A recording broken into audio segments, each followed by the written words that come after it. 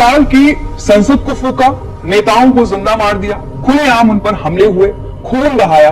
फिलहाल नेपाल के पिछले वो 48 घंटे में जो कुछ हुआ इतिहास जरूर याद रखेगा। नेपाल में सोशल मीडिया बैन के खिलाफ ये देख लो भाई, नेपाल का प्रधानमंत्री कैसे भागने की कोशिश कर रहा है। हेलीकॉप्टर आकर के यहाँ के हेलीकॉप्टर ऊपर जा रहा है और रस्सी लटक रही है। रस्सी में देखिए बॉक्स है, ये देखिए भाई बॉक्स के अंदर अब होते ही गृह मंत्री ने इस्तीफा दिया और आप में सरकार तैयारी कर चुके हैं।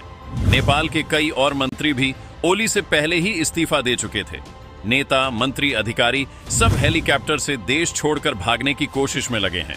काठमांडू एयरपोर्ट को पूरी तरह बंद कर दिया गया है। प्रदर्शनकारी पहले से ही एयरपोर्ट तक पहुंच चुके थे। सरकार बढ़ते दबाव को देखते हुए पहले ही पीछे हट चुकी है और सेना ने नेपाल में मोर्चा संभाल लिया है। पूरे काठमांडू में इस समय सेना तैनात हो चुकी है ताकि इन प्रदर्शनकारियों को रोका जा सके। लेकिन इस पूरे मामले का जिम्मेदार कौन है? कौन है वो जिसने नेपाल को सुलगा दिया है? कुछ लोग दावा कर रहे हैं कि इस पूरे मामले में अमेरिका का हाथ है। अमेरिकी ऐप्स पर बैन लगने के बाद से ट्रंप नाराज थे और जैसा बांग्लादेश में हुआ कुछ वैसा ही नजारा अब नेपाल का बन चुका है। संसद भवन से लेकर राष्ट्रपति आवास और प्रधानमंत्री आवास तक को प्रदर्शनकारियों ने फूंक दिया है। नेपाल के प्रधानमंत्री केपी शर्मा ओली के घर को भी जला दिया गया है। काठमांडू एयरपोर्ट की तस्वीरें भी देखिए, एक के बाद एक हेलीकॉप्टर काठमांडू एयरपोर्ट पर तैनात रखे हैं। वीवीआईपी लोगों को नेपाल से भगाया जा रहा है। खबर है कि नेपाल के प्रधानमंत्री ओली भी बहुत जल्द देश छोड़कर दुबई या फिर चीन भाग सकते हैं।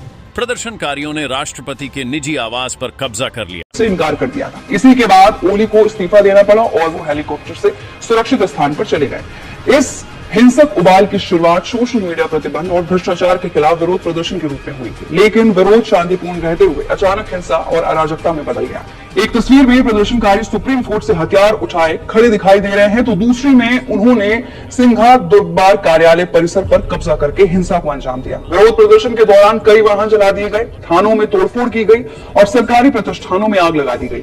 विशेषज्ञों का मानना है कि ये सत्ता परिवर्तन का मॉडल बांग्लादेश जैसा हो सकता है, जहां सामाजिक असंतोष के बहाने सत्ता परिवर्तन की कवायद की जाती है। फिलहाल नेपाल में सेना ने नियंत्रण अपने हाथ में ले लिया है और स्थिति को काबू में करने की कोशिश जारी है, लेकिन माहौल अभी भी तनावपूर्ण बना हुआ है और आगे क्या होगा ये कहना बेहद मुश्किल।